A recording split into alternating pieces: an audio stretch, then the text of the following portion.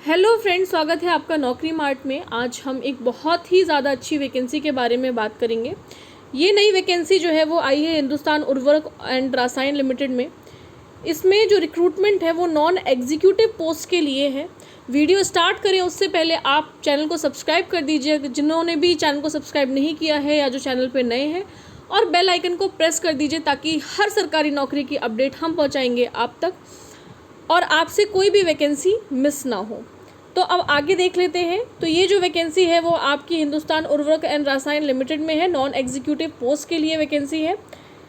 अब इस वैकेंसी में अगर हम आगे देखें तो इन्होंने जूनियर इंजीनियर असिस्टेंट के लिए निकाली है वैकेंसी, इंजीनियर असिस्टेंट के लिए निकाली हुई है।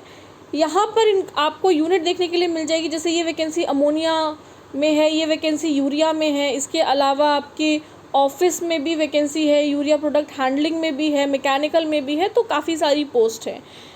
उसके बाद में आगे इन्होंने क्वालिफ़िकेशंस दी हुई हैं, जैसे कि अगर आप अमोनिया यूनिट में जूनियर इंजीनियर असिस्टेंट के लिए अप्लाई करना चाहते हैं तो आपको फुल टाइम बीएससी चाहिए केमिस्ट्री में विथ 40% मार्क्स। इसके साथ ही आपको 3 साल का डिप्लोमा भी चाहिए। तो ये आप जो भी क्वालिफ़िकेशंस है यहाँ पर आपको देखने के लिए मिल सकती है। वैकेंसी जो है वो 30 वैकेंसी है इस पर्टिकुलर पोस्ट के लिए। एज लिमिट जो है वो 30 ईयर्स है और 5 साल का मिनिमम आपको एक्सपीरियंस होना चाहिए, तो इन्होंने एक्सपीरियंस भी मांगा है। इसी तरीके से इंजीनियर असिस्टेंट में 45 पोस्ट हैं, 45 पोस्ट है। इन्होंने आगे एज लिमिट इसकी थोड़ी सी ज़्यादा है, 35 ईयर्स है और 10 साल का एक्सपीरियंस मांगा हुआ है। तो इस तरीके से आप यहाँ पर देख सकते हैं कि कौन कौन से एरिया में क्या क्या पोजीशन पर क्या क्या कितनी वैकेंसी है और क्या उनका एज लिमिट है और क्या एक्सपीरियंस क्राइटेरिया है। इसके बाद अगर हम नीचे आते हैं तो देखते हैं कि जो आपका इन्होंने जो भी एक्सपीरियंस मांगा है वो 31/3/2022 यानी कि 31 मार्च 2022 तक ही काउंट किया जाएगा। तो अगर आप वहाँ तक अगर आपका एक्सपीरियंस जो है वो पूरा है तो फिर आप इस पोस्ट के लिए अप्लाई कर सकते हैं, आप इस पोस्ट के लिए एलिजिबल हैं। इम्पॉर्टेंट इंस्ट्रक्शन देख सकते हैं कि जो भी आपने डिग्री डिप्लोमा किया है वो फुल टाइम और रेगुलर चाहिए इनको, ठीक है। तो जो भी डिस्टेंस से करते हैं वो मामला नहीं चलेगा यहाँ पर। अब यहाँ पर आते हैं nature and period of engagement. तो यहाँ पर जो कैंडिडेट्स हैं उनको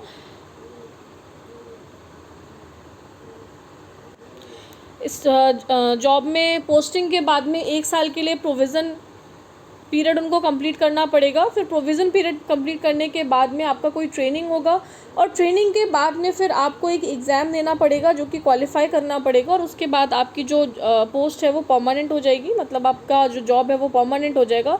तो बेसिकली यहाँ पर 1 साल का प्रोविज़न पीरियड है।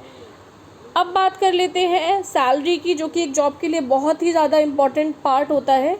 तो सैलरी की अगर हम बात करें तो सैलरी आपको आपके एक्सपीरियंस के बेसिस पर मिलेगी, यानी कि अगर आपने मिनिमम एक्सपीरियंस 5 इयर्स का है तो आपका on an average salary 4.1 lakh बनेगा पर एनम का। अगर आपका एक्सपीरियंस 10 ईयर का है तो 4.9 लाख सैलरी होगी आपकी पर एनम की, और अगर आपका एक्सपीरियंस 15 ईयर्स का है तो आपका जो पर एनम का सैलरी है वो 5.8 लाख होगा।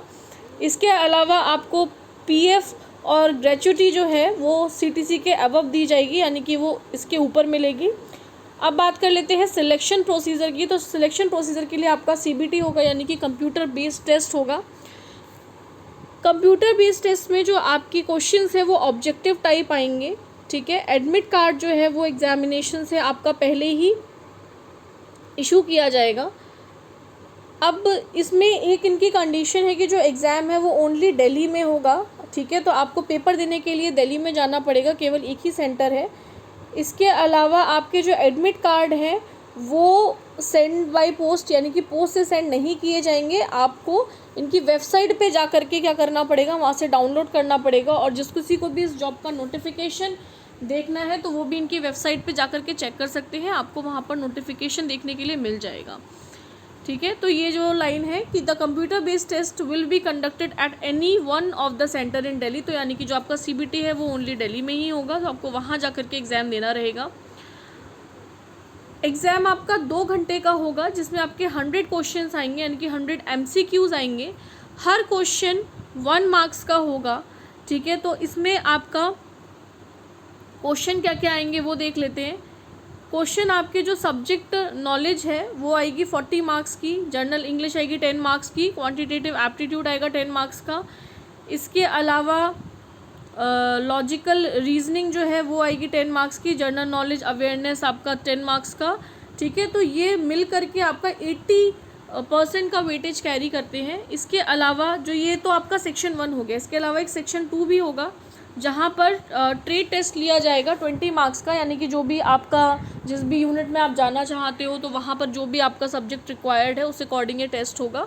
Relevant to the job recruitment with 20% weightage, तो इसका जो वेटेज है वो 20% रहेगा, ठीक है। हर क्वेश्चन जो है वो 1 मार्क्स का होगा, यानी कि आपके हर MCQs में आपको 4 ऑप्शन दिए जाएंगे जैसा कि नॉर्मली होता ही है। उसमें से कोई एक ऑप्शन जो होगा वो करेक्ट होगा जो आपको चूज़ करना है, और हर क्वेश्चन के, हर सही क्वेश्चन के आपको 1 मार्क्स मिलेंगे। पेपर बाइलिंगुअल होगा, यानी कि हिंदी या इंग्लिश दोनों में ही आप पेपर को पढ़ सकते हैं। तो कैंडिडेट जो कि हिंदी मीडियम से बिलोंग करते हैं, जो हिंदी में ज़्यादा कंफर्टेबल होते हैं, उनके लिए ये अच्छी चीज़ है। बात कर लेते हैं आगे। अब अगर आपका जो भी जैसे आपको अगर आप कट ऑफ जो है वो क्लियर कर लेते हैं तो फिर आपको ज्वाइनिंग से पहले एक फिज़िकल फिटनेस जो है वो आपका उसका टेस्ट लिया जाएगा, तो वो आपको क्वालिफाई करना रहेगा, मतलब फिज़िकली आपको फिट होना पड़ेगा वहाँ के उसको ज्वाइनिंग से पहले। इसके बाद कर लेते हैं वेन्यू, डेट एंड टाइम की CBT के। तो जो आपका CBT है वो वेन्यू तो बता ही दिया है कि वो दिल्ली में ही होगा। उसके अलावा जो है इस जॉब के जो फॉर्म है वो आ चुके हैं, 14 तारीख से फॉर्म जो है वो चालू हो चुके हैं, 14 मई से, और 24 में जो है वो इसकी लास्ट डेट है, और जो इसका एग्ज़ाम है वो 5 जून को होगा। तो आपके पास ज़्यादा दिन नहीं है, फॉर्म इसके चालू हैं, जिनको भी भरना है वो इसको भर सकते हैं, फिल कर सकते हैं।